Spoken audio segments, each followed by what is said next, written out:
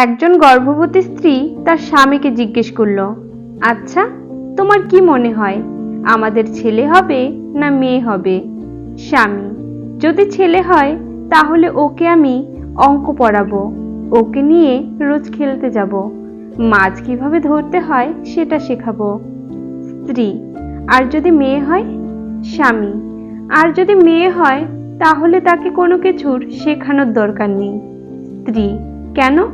স্বামী: কারণ আমার মেয়ে আমাকে দ্বিতীয়বার নতুন করে সবকিছু শেখাবে, কি পড়তে হবে, কিভাবে খেতে হবে, কোথায় কি বলতে হবে না বলতে হবে।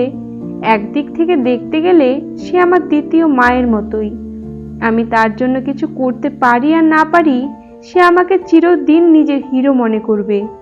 যদি আমি কোনো কিছু করতে তাকে নিষেধ করব, সে আমাকে বুঝতে চেষ্টা করবে আর সব সময় তার স্বামীর সঙ্গে আমার তুলনা করবে।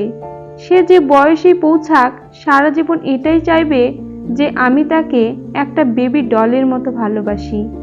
মেয়ে বলেই সে আমার জন্য পুরো সংসারের সাথে লড়াই করবে। যখন কেউ আমার দুঃখ দেবে, সে তাকে কোনো দিন ক্ষমা করবে না। স্ত্রী: তার মানে হচ্ছে তোমার মেয়ে তোমার জন্য যা কিছু করবে তা তোমার ছেলে করতে পারবে না। স্বামী: সেটা না, এমন হতে পারে আমার ছেলেও এসব করতে পারে, কিন্তু সে শিখবে আর মেয়ে এইসব গুণ নিয়েই পৃথিবীতে জন্ম নেবে।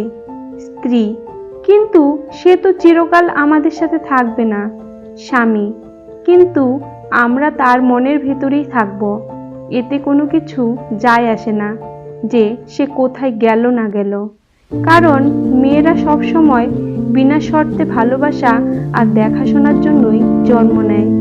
একটা কথা মনে রাখতে হবে, মেয়ে ভাগ্য সবার হয় না।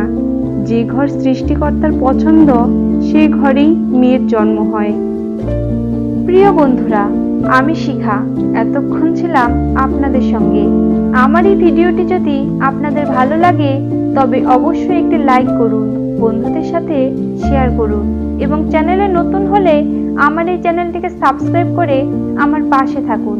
Thank you so much for watching my video.